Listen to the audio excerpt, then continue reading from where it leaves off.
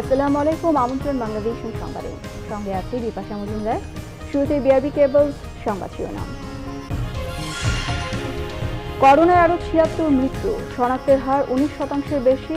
কঠোর লকডাউনের জেলাগুলোতে স্বাস্থ্যবিধি মানচিত্র হতাশাজনক।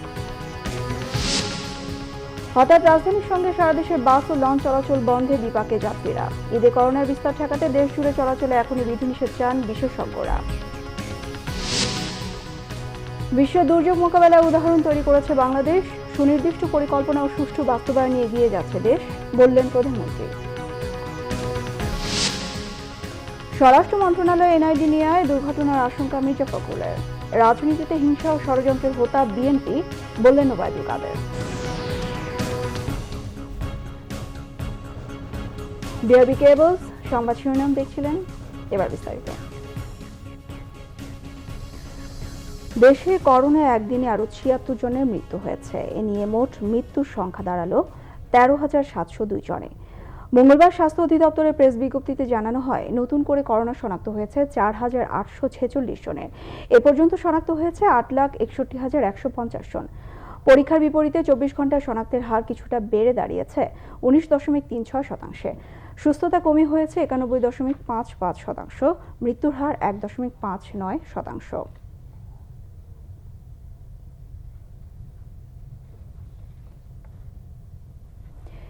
এদিকে সংক্রমণ নিয়ন্ত্রণে রাখতে ঢাকা বিভাগের ৭টি সহ দেশের সীমান্তবর্তী উত্তর ও দক্ষিণ পশ্চিমাঞ্চলের কয়েকটি জেলায় লকডাউন চলছে।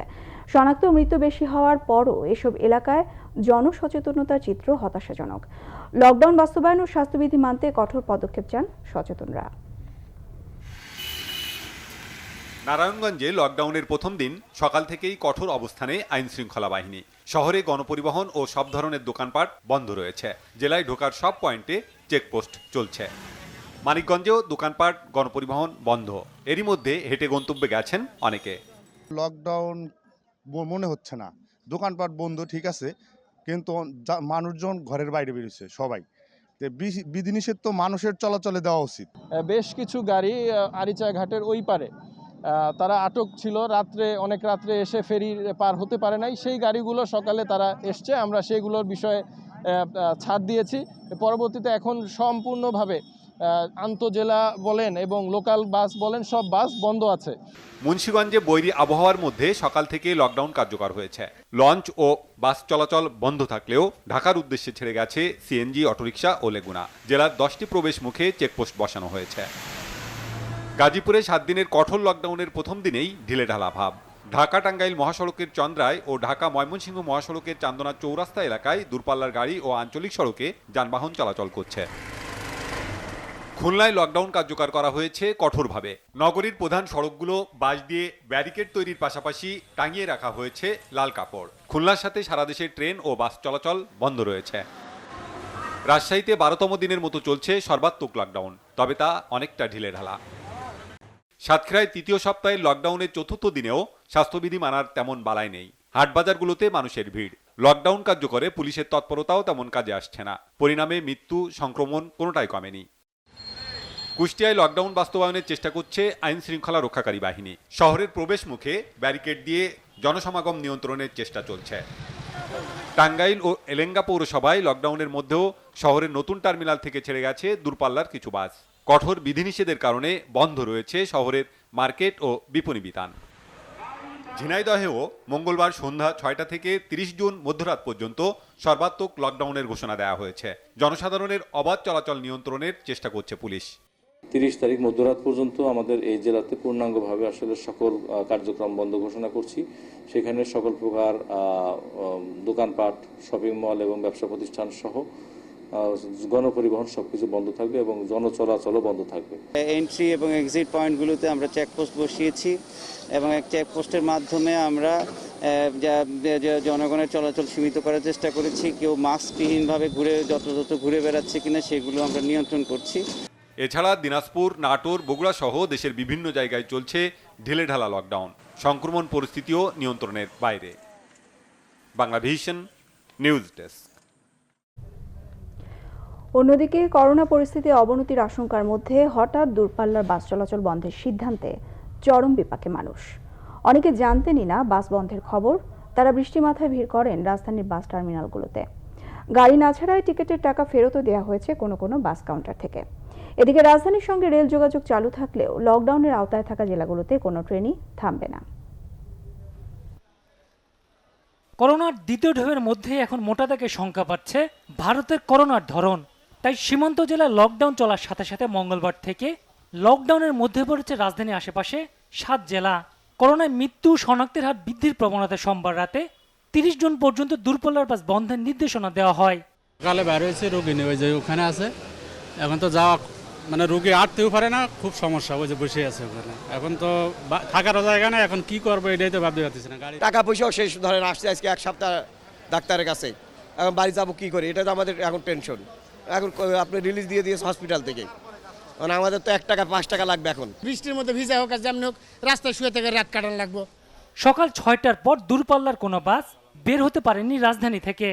ছোট আমার তো হাঁপে নেওয়া আমিনবাজার ব্রিজ থেকে ঘুরে দিল। আচ্ছা যাক, ঘুরে দিল, সে যাত্রী নিয়ে বলল ওদিক দিয়ে চলে যান। আমরা গেলাম মনে করেন কোথা দিয়ে, বিরুলিয়া হয়ে, সেখান থেকেও ব্যাক করে দিল। আমাকে 300 টাকা ব্যাগ দিয়েছে, 500 টাকা দিয়ে নেই, কয়েছে আপনার রাতে পারবো না। আমার বাসে উঠে নিয়ে খালি ঘুর ঘুর করছে এইখান দিয়ে। দূরপাল্লার বাস না পেয়ে অনেকে বিকল্পভাবে গন্তব্য যাওয়ার চেষ্টা করেন, যাদের একটি বড় অংশ আমিনবাজার ব্রিজ পেরিয়ে বাহন খোঁজার চেষ্টা করেছেন। অন্যায়, অত্যাচার, গরিবের প্রতি জুলুম। কে বড় বড় মাইক্রোওয়ালা গাড়ি নিয়ে চলে যাচ্ছে, ওদের তো ঠেকানো হচ্ছে না। মানে এই কষ্ট দিতেছে মহিলা, রাস্তায় কাঁদতেছে মহিলারা, বোঝা বিড়ে লইয়া। সকাল থেকে আমরা জনগণের ভোগান্তি এরকম সহ্য হয় না। দূরপাল্লার বাস বন্ধে শুধু যাত্রীরই কষ্ট নয়, পরিবহন শ্রমিকরা বিপাকে পড়লেন বলে মনে করেন সংশ্লিষ্টরা। এদিকে 1 সপ্তাহের জন্য সারা দেশে দূরপাল্লার লঞ্চ চলাচল বন্ধ রাখার নির্দেশ দিয়েছে BIWTA কর্তৃপক্ষ। করোনার সংক্রমণ ঠেকাতে বেশ কয়েকটি ট্রেন 30 জন মধ্যরাত পর্যন্ত বন্ধ রাখা সহ লকডাউন এলাকা না থামার নির্দেশনা দিয়েছে রেল মন্ত্রণালয়। GM Hasan, Bangla Vision, Dhaka. গবেষণা সংস্থা ICDDRB জানিয়েছে ঢাকায় 71% আর চট্টগ্রামে 55% মানুষের শরীরে করোনা প্রতিরোধী অ্যান্টিবডি আছে। তবে এই অ্যান্টিবডি স্থায়ী হয় না জানিয়ে জনস্বাস্থ্য বিশেষজ্ঞরা বলছেন এর জন্য একমাত্র সমাধান টিকা নেওয়া ও স্বাস্থ্যবিধি মেনে চলা। ঈদে যাতে করোনা আরও না বাড়ে সেজন্য এখনই দেশ জুড়ে চলাচলে বিধিনিষেধ আরোপের পরামর্শ তাদের। গেল অক্টোবর থেকে চলতি বছরের ফেব্রুয়ারি পর্যন্ত ঢাকা ও চট্টগ্রাম এলাকার বস্তি ও বস্তির বাইরের এলাকার মানুষের অ্যান্টিবডির ওপর গবেষণা চালায় ICDDRB। এতে উঠে আসা ফলাফল মঙ্গলবার ভার্চুয়াল সংবাদ সম্মেলনে প্রকাশ করে সংস্থাটি। আমি যদি বলি 70%, তার মানে 100 জনের মধ্যে 70 জন মানুষের এই অ্যান্টিবডিটা পজিটিভ আসছে SARS-CoV-2 এর এগেইনস্টে। আচ্ছা, আর যদি বলি যে স্লাম আর নন স্লাম, আমরা দেখেছি বস্তিবাসীদের মধ্যে 72% ছিল antibody response compare to non slum, যাদের ওদের ছিল 62%। তবে এই গবেষণা কয়েক মাস আগের হয়, এর স্থায়িত্ব নিয়ে সংশয় আছে বিশেষজ্ঞদের মধ্যে। এ কারণে টিকার উপরে জোর দিচ্ছেন তারা। যদি এটা স্থায়ী হয় তাহলে হয়তো বলা যেতে পারতো যে আমরা রোগ প্রতিরোধ ক্ষমতা অর্জন করেছি, কিন্তু দেখা যাবে যে তাদের 3 মাস পরে বা কিছুদিন পরে সে অ্যান্টিবডি নিচে নেমে গেছে। টিকার মাধ্যমে আমরা অপেক্ষাকৃত স্থায়ী অ্যান্টিবডি পেতে পারি, তবে সেটাও কিন্তু আমাদের গবেষণা করে নিশ্চিত হওয়ার বিষয় যে টিকার দ্বারা সৃষ্ট অ্যান্টিবডি কতদিন থাকে। এতে হয় কি, জনগণের একটা বিশাল অংশ ন্যাচারাল হইতেই তার বডিতে হয়তো ইনফেকশন ছিল, অ্যাসিম্পটোমেটিক ছিল, লক্ষণ তেমন নাই, তার বডিতে এটা অবশ্যই ভালো লক্ষণ। তারপর আমি মনে করি যে এটা থেকে বাঁচার 2টা রাস্তা। স্বাস্থ্যবিধি অবশ্যই মানতে হবে। স্বাস্থ্যবিধি বলতে মাস্ক পরতে হবে, হাত ধোয়ার চর্চা চালু রাখতে হবে এবং শারীরিক দূরত্ব কমপক্ষে 3 ফিট। এটি যেন জনগণ মেনটেন করে, তার জন্য ব্যবস্থা নেওয়া দরকার। আরেকটা হলো ভ্যাকসিন তো চালু হচ্ছে, ভ্যাকসিনের ব্যবস্থা করতে হবে। একমাত্র ভ্যাকসিনটাই কিন্তু এটা আমাদেরকে সুরক্ষা দেয়। করোনা বেড়ে যাওয়ার কারণ তুলে ধরার পাশাপাশি প্রতিরোধে প্রয়োজনীয় ব্যবস্থা গ্রহণের জোর সুপারিশ তাদের। একসাথে সারা দেশ তো আগেও দেওয়া হয়, মানুষ তো মানে না, শোনে না, ইচ্ছা মতো যাচ্ছে বেড়াচ্ছে। লকডাউন তো সাকসেসফুল হয় না, দেখা যায় যে কাগজে কলমেই লকডাউন হচ্ছে, বাস্তবে তো লকডাউন হচ্ছে না। সুতরাং আমি মনে করি এলাকাগুলো চিহ্নিত করে সবচেয়ে সংক্রমণ যেখানে বেশি ওই জায়গায় লকডাউন দেওয়া, শুধু কাগজে কলমে যেন কঠোরভাবে দেওয়া হয়, পালন করা হয়, তার জন্য যেন যথাযথ ব্যবস্থা নেওয়া হয়, তাহলে এটা সাকসেসফুল হবে। শনাক্তের হার 20% যাওয়ার আগেই গোটা দেশে অন্তত 2 সপ্তাহের জন্য যাতায়াত নিয়ন্ত্রণ করা দরকার, কারণ সামনে আমাদের কুরবানি ঈদ। সে সময় কিন্তু মানুষ যাতায়াত তাদের বেড়ে যাবে এবং নিষেধাজ্ঞা দিয়ে খুব একটা ফল হবে না। কঠোর লকডাউন মানাতে দরিদ্র জনগোষ্ঠীকে সহায়তা দেওয়ার পরামর্শ দেন এই দুই স্বাস্থ্য বিশেষজ্ঞ। ইমরুল কায়েস, বাংলা ভিশন, ঢাকা। প্রধানমন্ত্রী শেখ হাসিনা বলেছেন, প্রাকৃতিক দুর্যোগ মোকাবেলায় বঙ্গবন্ধুর দেখানো পথ অনুসরণ করেই মানুষের জানমালের ক্ষতির পরিমাণ কমিয়ে আনতে সক্ষম হয়েছে সরকার। তিনি জানান, এসডিজি বাস্তবায়নে বিশ্বের 3টি দেশের একটি বাংলাদেশ। সুনির্দিষ্ট পরিকল্পনা ও তার সুষ্ঠু বাস্তবায়ন হচ্ছে বলেই দেশ এগিয়ে যাচ্ছে। গণভবন থেকে একনেক সভায় ভার্চুয়ালি যোগ দেন প্রধানমন্ত্রী শেখ হাসিনা। সভার শুরুতে দুর্যোগ ঝুঁকি হ্রাসে বঙ্গবন্ধু শিরোনামের বইয়ের মোড়ক উন্মোচন করেন প্রধানমন্ত্রী। এ সময় তিনি বলেন, দুর্যোগ মোকাবেলা করে কিভাবে মানুষ ও পশু পাখির জীবন রক্ষা করা যায় তার একটি রূপরেখা তৈরি করেছিলেন বঙ্গবন্ধু শেখ মুজিবুর রহমান। বর্তমান সরকারও দুর্যোগ মোকাবেলায় উদাহরণ তৈরি করেছে।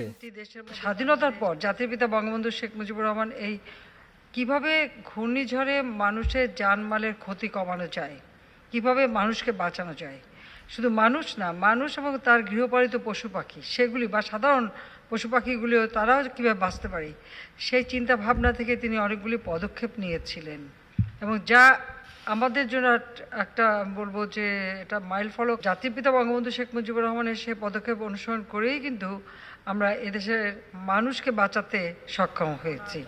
প্রধানমন্ত্রী বলেন, বাংলাদেশ এগিয়ে যাচ্ছে, এগিয়ে যাবে। এজন্য যে পরিকল্পনা দরকার তা নেওয়া হচ্ছে। এসডিজি বাস্তবায়নে বিশ্বের 3টি দেশের মধ্যে বাংলাদেশ অন্যতম অবস্থানে আছে। আমাদের সুষ্ঠু পরিকল্পনা, সুনির্দিষ্ট দিক দর্শন আছে এবং আমরা সেই পরিকল্পিতভাবে এগোচ্ছি বলে এটা অর্জন সম্ভব। মঙ্গলবারের একনেক সভায় ৪,১৬৬ কোটি ৬১ লাখ টাকা ব্যয়ে 10টি প্রকল্পের অনুমোদন দেয়া হয়।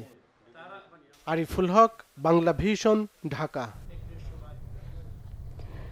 রেললাইন ইস্যু নিয়ে সামাজিক যোগাযোগ মাধ্যমে পররাষ্ট্র ও পরিকল্পনা মন্ত্রীর বাহাস অবশেষে সংবাদ সম্মেলন পর্যন্ত করালো। তবে দুজনই বন্ধুত্বের প্রসঙ্গ টেনে পুরো ব্যাপারটি নিয়ে দুঃখ প্রকাশ করেছেন।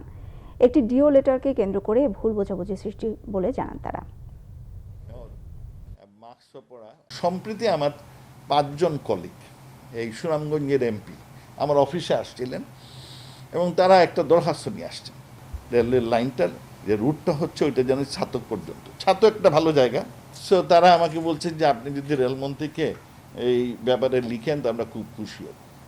সো আমি যেহেতু কানেক্টিভিটির বড় হুতা, তাই আমি ভাবছি বা কানেক্টিভিটি হলে তো ব্যবসা বাণিজ্য বাড়বে, কিন্তু ওখানে ইন্টারনাল পলিটিক্স আমার জানা ছিল না। আমার জেলার কিছু মাননীয় সাংসদগণ আমার কোনো ব্যাপারে তারা একটু মানসিকভাবে খুব একটা মানে খুশি নন। তার কাছে বোধ ওরা গিয়েছিল, তিনি একটা ডিও দিয়েছেন। আমি with due respect to him আমি মনে করি এটা সঙ্গত ছিল না, কারণ তিনি জানতেন যে সুনামগঞ্জে 6 জন এমপি আছে। আমি যে সুনামগঞ্জের একজন এমপি তিনি ভালো করেই জানেন। আই শুড হ্যাভ পসিবলি মান্নানকে প্রথম জিজ্ঞেস করা যে এরা আসছেন কি করব, আমি সেটা জিজ্ঞেস করি। আমি খুব সরল মনে ডিও পাঠাইতেছি। এই ডিওটা হচ্ছে মূল কন্ট্রোভার্সির কারণ। I feel sorry about it. আমি আলাপ করব, আমার সাথে দেখা হবে, তখন I shall speak to him. নীতিগত কোনো বিষয় নয় এটা যে আমরা মতভেদ আছে। আমরা দুইজনেই মাননীয় প্রধানমন্ত্রীর নেতৃত্বে কাজ করি, এই ক্যাবিনেটে কাজ করি। We are still friends, we shall remain friends. Digital নিরাপত্তা আইনের পর এবার অফিসিয়াল সিক্রেটস অ্যাক্টের মামলা এবং মানহানি মামলা স্বাধীন গণমাধ্যমে ভয়ের পরিবেশ সৃষ্টি করছে। এমন তথ্য উঠে এসেছে দুর্নীতি নিয়ে কাজ করা সংগঠন ট্রান্সপারেন্সি ইন্টারন্যাশনাল বাংলাদেশ টিআইবির এক গবেষণায়। সকালে ভার্চুয়াল সভায় করোনাকালে অনুসন্ধান সাংবাদিকতা প্রেক্ষিত বাংলাদেশ শীর্ষক গবেষণা প্রতিবেদনে এমন তথ্য উঠে আসে। প্রতিবেদনে বলা হয়, কোভিড-19 পরিস্থিতির সুযোগ নিয়ে মিডিয়া নিয়ন্ত্রণের সুযোগ নিচ্ছে ক্ষমতার সাথে সংশ্লিষ্টরা। এ সময়ে তথ্য প্রাপ্তির সুযোগ সীমিত করা, সাংবাদিকদের শারীরিক ও মানসিক নির্যাতন এবং কিছু অনলাইন মিডিয়া বন্ধ করায় সামাজিক যোগাযোগ মাধ্যমে ভুয়া তথ্যের বিস্তার হচ্ছে বলে জানানো হয়। কোভিডকালে অনুসন্ধানী সাংবাদিকতার জন্য 3টি ক্যাটাগরিতে 3 জনকে পুরস্কার প্রদান করা হয় প্রতিবেদন প্রকাশের অনুষ্ঠানে। বিদ্যমান আইনি কাঠামোতে গণমাধ্যমের জন্য স্বাধীনভাবে কাজ করার সুযোগ খুবই সীমিত। রাষ্ট্রের ভাবমূর্তি যে আইনে সংজ্ঞায়িত নেই, সেই ডিজিটাল নিরাপত্তা আইনে সরকার ও রাষ্ট্রের ভাবমূর্তি ক্ষুণ্ণ করার অভিযোগে অনেকের বিরুদ্ধে মামলা হচ্ছে। এছাড়া নতুন সংযোজন অফিসিয়াল সিক্রেটস অ্যাক্টে মামলা এবং মানহানি মামলা একটা ভয়ের পরিবেশ সৃষ্টি করেছে। এই যে চাপটা আসে মূলত কোনো প্রকার সমালোচনা সইবার সৎসাহস দৃঢ়তার ঘাটতি একদিক থেকে, অন্যদিক থেকে রাজনৈতিক ভুবনটাকে বা কর্তৃত্বের অবস্থানটাকে একচ্ছত্র ভুবনে রূপান্তর করার যে প্রয়াস, সেটার অংশ হিসাবে। এবং তার ফলে আমাদের বাংলাদেশে যে ক্রমাগতভাবে যে সাংবাদিকতা এবং তথা অনুসন্ধান সাংবাদিকতা ঝুঁকির সম্মুখীন, সেই অবস্থাটা আমরা দেখতে পাই। রাজনৈতিক সংকীর্ণতা থেকে বেরিয়ে বেগম খালেদা জিয়ার উন্নত চিকিৎসায় বিদেশে নেয়ার ব্যবস্থা করতে সরকারের প্রতি আহ্বান জানিয়েছে বিএনপির স্থায়ী কমিটি। দলের মহাসচিব প্রশ্ন করেন, দেশে যেখানে দারিদ্রতার হার বেড়েছে সেখানে কয়েকটি ব্রিজ আর উড়াল সেতু নির্মাণই কি উন্নয়ন? শনিবারের স্থায়ী কমিটির বৈঠকে সিদ্ধান্ত জানাতে গুলশান কার্যালয়ে বিএনপির সংবাদ সম্মেলন। এতে মহাসচিব মির্জা ফখরুল ইসলাম আলমগীর জানান, হাসপাতালের নন কোভিড জোনে কয়েকজন নার্স ও চিকিৎসক ডেল্টা ভ্যারিয়েন্টে আক্রান্ত হওয়ায় বেগম খালেদা জিয়াকে বাসায় এনে চিকিৎসা দেওয়া হচ্ছে। উন্নত চিকিৎসার জন্য দ্রুত তাকে বিদেশে নেওয়ার পরামর্শ দিয়েছেন চিকিৎসকরা। এনআইডি স্বরাষ্ট্র মন্ত্রণালয়ে নেওয়া দূরভিসন্ধিমূলক উল্লেখ করে বিএনপি মহাসচিব বলেন, এতে জাতির জীবনে আরেকটি দুর্ঘটনা ঘটতে পারে। সরকারের উন্নয়ন দাবিরও সমালোচনা করেন মির্জা ফখরুল।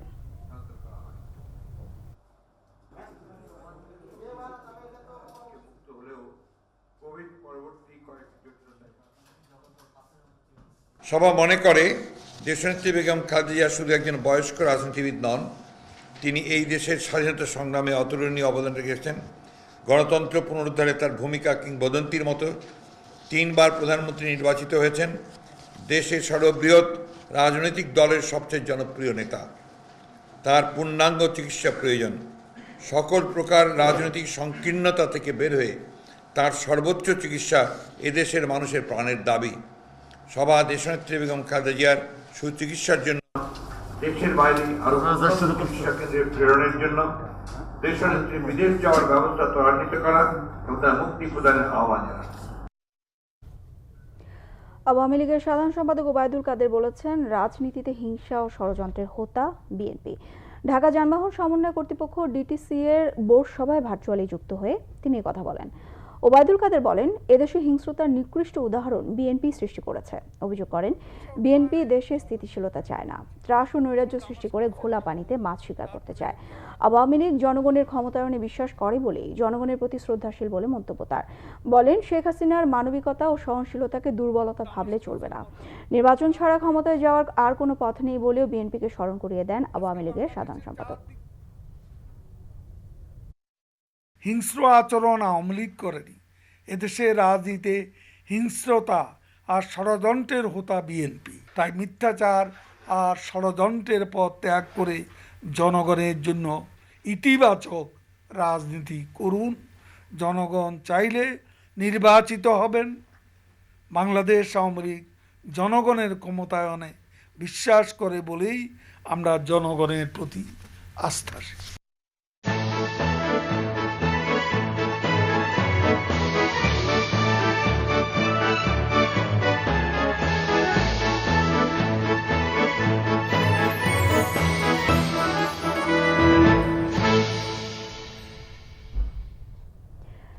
জুলাই শতবর্ষ পূরণ করতে যাচ্ছে গৌরবের ঢাকা বিশ্ববিদ্যালয়। জ্ঞানের এই বাতিঘর কেবল শিক্ষা গবেষণা বিস্তার নয়, মানুষের অধিকার আদায়েও নেতৃত্ব দিয়েছে। ঐতিহাসিক প্রয়োজনে প্রতিষ্ঠিত ঢাকা বিশ্ববিদ্যালয়কে ঘিরে কখনো কখনো আবর্তিত হয়েছে এই অঞ্চলের গণতান্ত্রিক আন্দোলনও। বিস্তারিত জাহাঙ্গীর আকন্দের রিপোর্টে।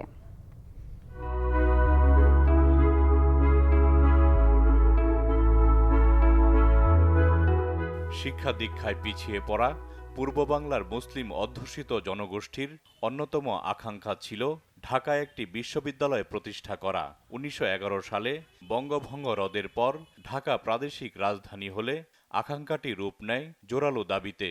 ১৯১২ সালে লর্ড হার্ডিঞ্জ ঢাকায় এলে ধনবাড়ির নবাব সৈয়দ নবাব আলী চৌধুরী, শেরেবাংলা একে ফজলুল হক, ঢাকার নবাব স্যার সলিমুল্লাহর নেতৃত্বে একটি প্রতিনিধি দল সাক্ষাৎ করে তার সাথে, দাবি করে বিশ্ববিদ্যালয় প্রতিষ্ঠার। দাবিটি আমলে নেন লর্ড হার্ডিঞ্জ। ১৯১২ সালের ২৭ মে বেঙ্গল গভর্নমেন্ট ব্যারিস্টার রবার্ট নাথানকে সভাপতি করে গঠন করেন ১৩ সদস্যের কমিটি। 1917 সালে বড়লাট ক্যাম্পসফোর্ড গঠন করেন ঢাকা বিশ্ববিদ্যালয়ের একাডেমিক কর্মসূচি নির্ধারণ কমিশন। কলিকাতা বিশ্ববিদ্যালয় কমিশন নামে পরিচিত ওই কমিশন তা অনুমোদন দেয় 1920 সালের 23 মার্চ। পরের বছর 1921 সালের 1 জুলাই থেকে আবাসিক বিশ্ববিদ্যালয় হিসেবে যাত্রা শুরু করে ঢাকা বিশ্ববিদ্যালয়। শুরুতে 3টি অনুষদ ও 12টি বিভাগের শিক্ষক ছিলেন 60 জন, আর শিক্ষার্থী 877 জন, আর হল ছিল 3টি: ঢাকা হল, মুসলিম হল এবং জগন্নাথ হল। ঢাকা বিশ্ববিদ্যালয়কে অক্সফোর্ড বিশ্ববিদ্যালয়ের আদলে প্রতিষ্ঠা করা হয়েছিল, যেমন কলকাতা বিশ্ববিদ্যালয়কে লন্ডন বিশ্ববিদ্যালয়ের আদলে করা হয়েছিল।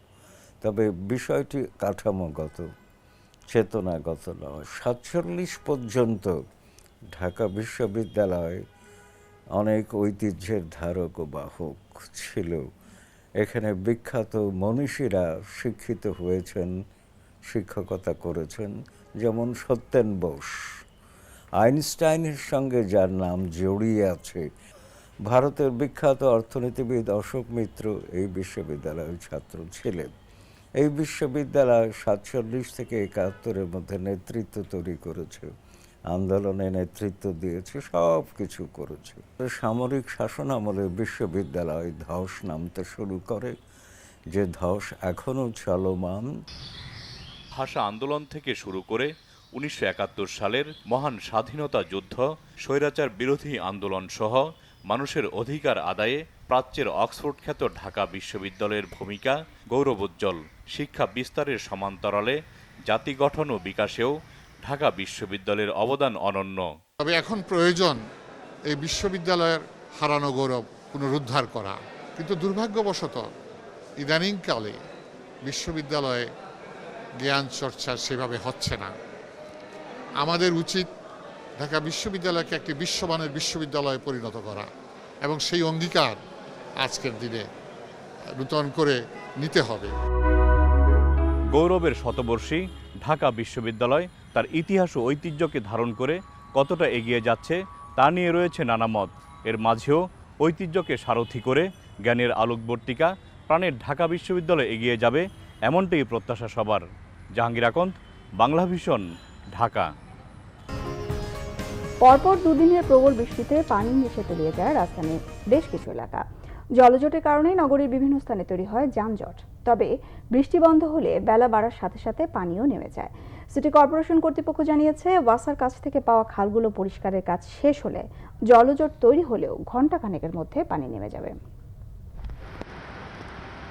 সোমবার দুপুরের বৃষ্টিতে পানি জমে রাজধানীর বিভিন্ন এলাকায়। সেই পানি নামতে না নামতেই মঙ্গলবার ভোর থেকে ফের ভারী বৃষ্টি। ঘণ্টা দুয়েকের বৃষ্টিতে রাজধানীর বিভিন্ন স্থানে পানি জমে। রাজধানীর নিচু এলাকাগুলো ছাড়াও নয়াপল্টন ও রাজারবাগ এলাকায় রাস্তাঘাট তলিয়ে যায়। ড্রেনের কাজ শেষ হয়েছে, তারপরও বৃষ্টি হলে পানি জমায়, হতাশ আর ক্ষুব্ধ অনেকেই। এই পর্যন্ত ছিল, ওয়াল পর্যন্ত ছিল, এখন তো কমছে। সারা জীবনে এরকম খালি ডুবেই থাকে, খালি ডুবেই থাকে। 2-3 ঘন্টা বৃষ্টি হলে ভালো হবে, তখন পানি জমে যায়। তখন আমরা আইসা এখানে দেখি দোকানে পানি, তখন পানিগুলো সেচি। এই যে পরিষ্কার করছে ওদিনকা, এর দূর পরিষ্কার করে আবাস গেছে গিয়া। ব্যাকি তো দেশের ভালোবাসে, কি যে ভালোবাসে, ফ্ল্যাগ টান দেয় আর কয় আমার সোনার বাংলা। এত ভালোবাসলে এদেশে এত খরাতি থাকতো না, আর এই ঝামেলাও থাকতো না। জলাবদ্ধতার কারণ তুলে ধরলেন ঢাকা দক্ষিণ সিটি কর্পোরেশনের এই কর্মকর্তা। এই গত মাসের মাঝামাঝি থেকে আমরা শুরু করছি, তো ওখানে আপনারা তো জানেনই, মানে যে পরিমাণে আমরা ময়লা পাচ্ছি, এগুলি আমরা সব তুলে এগুলি আমরা বাইরে ফেলেও দিচ্ছি এবং লাইনটা পরিষ্কার করার চেষ্টা করছি। আগে 3 ঘন্টা 4 ঘন্টা পানি কিন্তু একদম মানে লেগে থাকতো এক জায়গায়, স্ট্যাক হয়ে থাকা, যেটা এখন সেটা নাই। আপনারা নিজেরাই দেখতে পাবেন পানি নামছে। তবে ওই যে পরিমাণে পানি বৃষ্টি হচ্ছে বেশি, এই পরিমাণে ধারণ ক্ষমতায় আমরা খুব দ্রুত এটা পানিটাকে কমাতে পারছি। কিছুদিন সময় পেলে আশা করি যে এত সময়ও আর লাগবে না। ড্রেনেজ সিস্টেম সচল রাখতে যেখানে সেখানে বর্জ্য না ফেলতে নগরবাসীর প্রতি অনুরোধ জানালেন সংশ্লিষ্টরা। আহমেদ সরওয়ার, বাংলা ভিশন, ঢাকা। সিলেটে স্কুল ছাত্র আবু সাইদ অপহরণ ও হত্যা মামলায় পুলিশ কনস্টেবল সহ 3 জনের ফাঁসির সাজা বহাল রেখেছেন হাইকোর্ট। মঙ্গলবার আসামিদের ডেথ রেফারেন্স ও আপিল শুনানির পর বিচারপতি শহীদুল করিম ও বিচারপতি আখতারুজ্জামানের সমন্বয়ে গঠিত হাইকোর্টের একটি ভার্চুয়াল বেঞ্চ এর রায় ঘোষণা করেন। ফাঁসি বহাল রাখা হয়েছে সিলেটের বিমানবন্দর থানার বহিষ্কৃত কনস্টেবল এবাদুর রহমান পুতুল, সিলেট জেলা ওলামা লীগের সাধারণ সম্পাদক আব্দুর রাকিব এবং র্যাবের কথিত সোর্স আতাউর রহমান গ্যাদার। 2015 সালের 30 নভেম্বর সিলেটের নারী ও শিশু নির্যাতন দমন ট্রাইব্যুনালের বিচারক আব্দুর রশিদ এই তিনজনকে ফাঁসির সাজা দিয়ে রায় ঘোষণা করেন। সেই রায়ের ডেথ রেফারেন্স ও আসামিদের করা আপিল আবেদন শুনানি শেষে আজ এই রায় দেয়া হলো। 2015 সালে 11 মার্চ নগরীর শাহ মীর সরকারি প্রাথমিক বিদ্যালয়ের 4র্থ শ্রেণীর ছাত্র আবু সাইদ অপহৃত হয়। 14 মার্চ মহানগরীর ঝর্ণার পাড় সোনাতলা এলাকায় পুলিশ কনস্টেবল এবাদুর রহমানের বাসার ছাদের চিলেকোঠা থেকে তার বস্তাবন্দি লাশ উদ্ধার করে পুলিশ। সংবাদ শেষ করব বিআরবি কেবলস শিরোনামগুলো আরেকবার জানিয়ে। করোনায় আরো 76 মৃত্যু, শনাক্তের হার 19% বেশি। কঠোর লকডাউনের জেলাগুলোতেও স্বাস্থ্যবিধি মানার ক্ষেত্রে হতাশাজনক। হঠাৎ রাজধানীর সঙ্গে সারা দেশে বাস ও লঞ্চ চলাচল বন্ধে বিপাকে যাত্রীরা। ঈদে করোনার বিস্তার ঠেকাতে দেশ জুড়ে চলাচলে এখনই বিধিনিষেধ চান বিশেষজ্ঞরা। বিশ্ব দুর্যোগ মোকাবেলায় উদাহরণ তৈরি করেছে বাংলাদেশ, সুনির্দিষ্ট পরিকল্পনা ও সুষ্ঠু বাস্তবায়নে এগিয়ে যাচ্ছে দেশ, বললেন প্রধানমন্ত্রী। স্বরাষ্ট্র মন্ত্রণালয় এনআইডি নিয়ে দুর্ঘটনার আশঙ্কা মিটে প্রফুল্লের। রাজনীতিতে হিংসা ও ষড়যন্ত্রের হোতা বিএনপি, বললেন ওবায়দুল কাদের। এই ছিল এখনকার মতো, পরের সংবাদ রাত 10:30টায় দেখার আমন্ত্রণ রইল।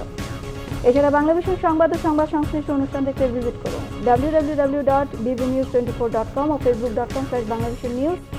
সাবস্ক্রাইব করুন youtube.com/bangladeshernews। সঙ্গে থাকার জন্য ধন্যবাদ।